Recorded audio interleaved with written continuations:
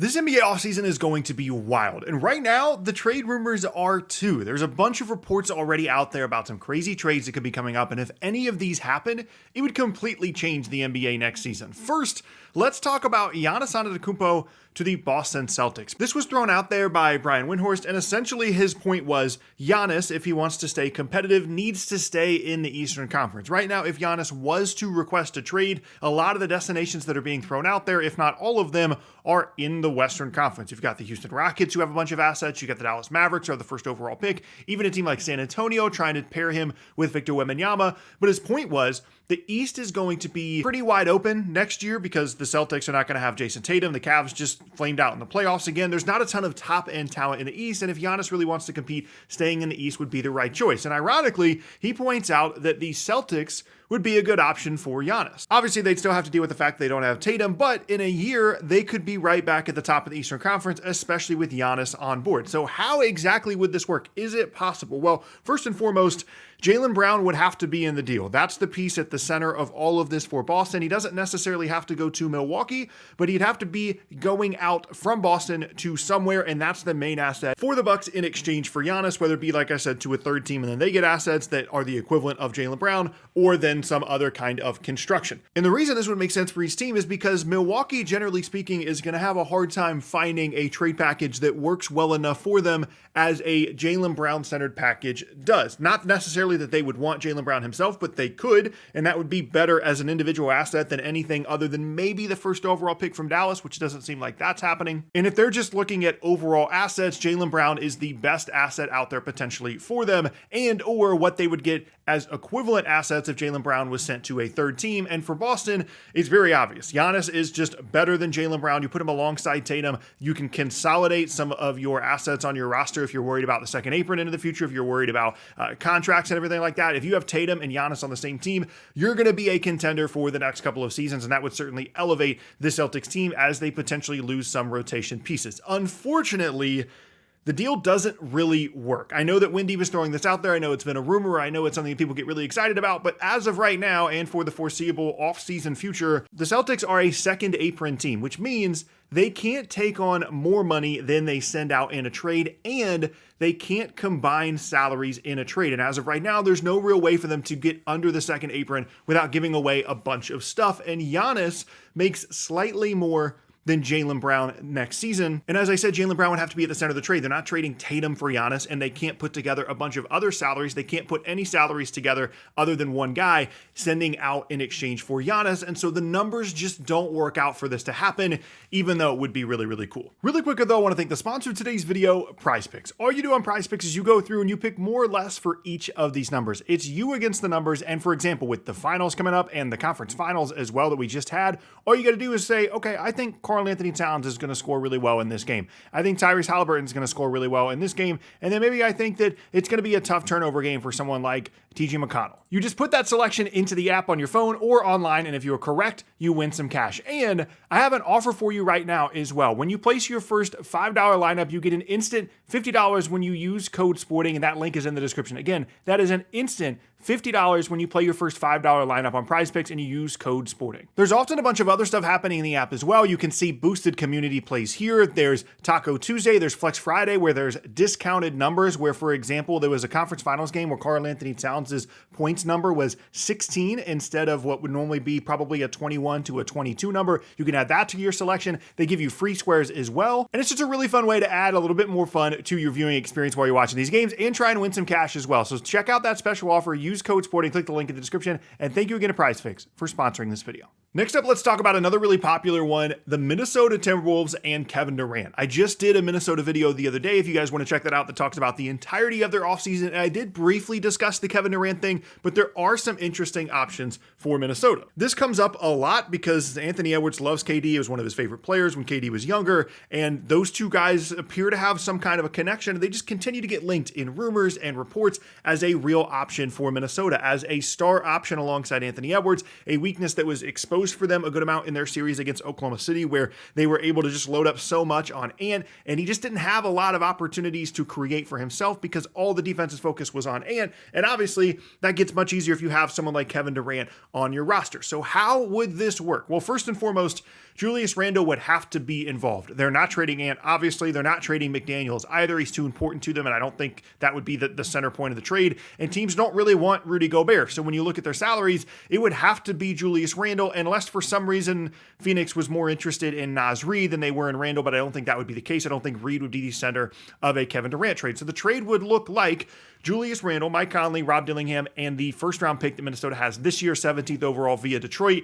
in exchange for Kevin Durant. In this scenario, the Suns get current and future assets to try and keep Devin Booker happy, which should be the priority of their offseason. If they're not going to trade Booker away, they should try and make sure that they keep him happy in Phoenix. Randle helps them do that in an immediate sense, as does Mike Conley. Then you got Dillingham and the pick as well to kind of help you build towards the future, where, as I said, Minnesota gets their star alongside Anthony Edwards and keeps their core intact. But there's a couple of problems here. First and foremost, Durant would have to want to go to Minnesota, not exactly the biggest market in the league, and he needs a new contract. So the Timberwolves would be trading for Kevin Durant, would be making this move, but they also would be only doing it for one season. This is a lot to give up for a guy that's only under contract for 1 year, so they'd have to work out an extension with Durant if he even wanted to be there in the first place. You also have to get over the fact that Phoenix might not want this trade package. They're going to be offering Durant to pretty much every team in the league, and this might not be at the top of their list. Minnesota might not want to give up Rob Dillingham, a guy they gave up a bunch to move up and get in the draft last year. And first and foremost, most importantly, probably should have mentioned this already,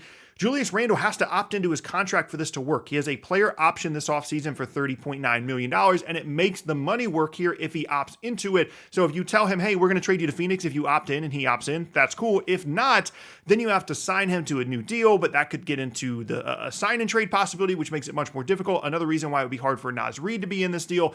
All of that together makes this, again, just like the Celtics Giannis thing, unlikely. This is more likely than the Celtics Giannis thing because it's actually possible. Minnesota would be underneath the second apron going into the offseason. We already talked about that in a previous video. So it is actually possible if Randle opts in, but there's a lot of obstacles here to make this Durant to Minnesota rumor a reality. Next, let's talk about Darius Garland in Cleveland. Right now, the rumors out of Cleveland are that their two untouchable guys on their roster are Donovan Mitchell and Evan Mobley. The other two pieces of their core, Darius Garland, Jarrett Allen, both would be available for the right price this offseason. It doesn't seem like they're actively looking to trade those guys, but if someone called and asked, they would at least have conversations, whereas for Mitchell and Mobley, they would not have conversations about those guys. They are keeping them unless maybe it's like a Giannis conversation, which gets super difficult with the new CBA rules. Garland as an asset, as a trade piece, is really interesting to me because I think he's actually pretty underrated around the league if he can just stay healthy. He's a really good creator, someone that I think would shine outside of that system in Cleveland as a guy that would have the ball more because he wouldn't be playing alongside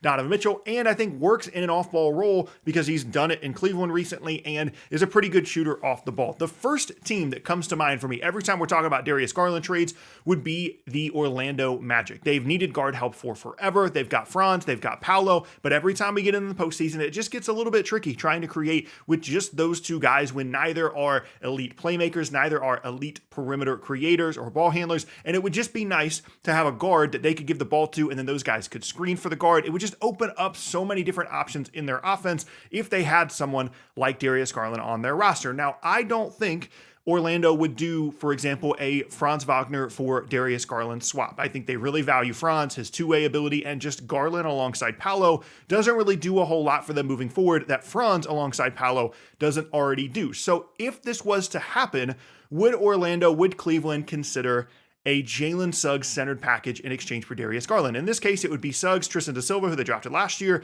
the Denver pick that they have this year, and their own first round pick this year as well. Those picks are at 25 and 16 respectively. So for Orlando, you're swapping out Jalen Suggs, who I know they really like, is really good defensively. He's had some injury stuff, as has Garland, but Garland is just a much better offensive player, a much better creator, and someone that could fit really well offensively within this Magic team. And they're so good defensively already. Obviously, some of that's due to Suggs, but I still think they'd be really good even without Jalen Suggs, that they would be able to cover up for some of the defensive issues that have been really apparent for Garland in Cleveland. Whereas the Cavs move on from Garland. They get a nice high upside wing in Da Silva. They get a guy in Suggs that plays really well alongside someone like Mitchell, allows the offensive hierarchy in the backcourt to be much more clear. It's Mitchell having the ball all the time with Suggs playing off of it. And they get these assets, the 16th and 25th pick in this draft, to potentially make some other moves this offseason, especially if they're looking at moving someone like Jared Allen. Maybe they can upgrade that spot and just round out their roster in a better way. I don't know that either team would actually do this, but if you're talking about Darius Garland trades, I think Orlando makes a ton of sense. And this is a trade that I could see actually happening depending on each team's willingness and interest in a Jalen Suggs center package, because like I said, I don't think Franz is going to be the piece. Next, let's talk about basically an entire team, and it's the New Orleans Pelicans. They might be the most interesting trade team in the entire league because they have a high pick in this draft, they have a ton of assets, and a ton of interesting pieces on their roster. And the first guy people are going to talk about, of course, is Zion Williamson. Would they want to keep him? Why would they want to keep him? Who would potentially want to trade for him? Right now, it seems like the rumors are trending towards them keeping Zion for a few reasons. One, there is still value and upside in what Zion could be long-term if he could get healthy. And two, his value is pretty limited right now because of the injury stuff, some of the off-the-court stuff over the last couple of seasons. And this would definitely be selling low on a guy that at one point was an extremely valuable piece. So it would be an odd time to trade Zion unless it was just they don't want to be in the Zion business anymore. They just want to get rid of him. Some other guys on the roster that I think are super interesting is someone like Trey Murphy, Herb Jones, even CJ McCollum I think would be interesting. We just saw what happened with Dyson Daniels last offseason when he got out of the just complete crazy rotation that they have in New Orleans, and he was just, his role was much more clear and solidified in Atlanta, and he had a breakout season. I think Trey Murphy, Herb Jones, I think those guys are similar candidates to what we saw for Dyson Daniels last year, and Trey Murphy is already really, really good. Herb Jones, we know how good he is defensively, but Trey Murphy is someone that I think every team in the league would want to trade for. I think Cleveland would love to have Trey Murphy. I think pretty much any contending team around the league would want him. He's an incredible shooter, really good defender, someone that would help a lot of teams around the league. And then, like I said, even someone like CJ McCollum, I could see literally every single piece on the Pelicans possibly up for trade this offseason, and they are by far the most interesting team to keep an eye on. If you're just looking at sheer volume of trades, volume of players potentially being sent out, New Orleans is definitely a team to keep an eye on. Last up, I have to mention this because it keeps getting thrown out there.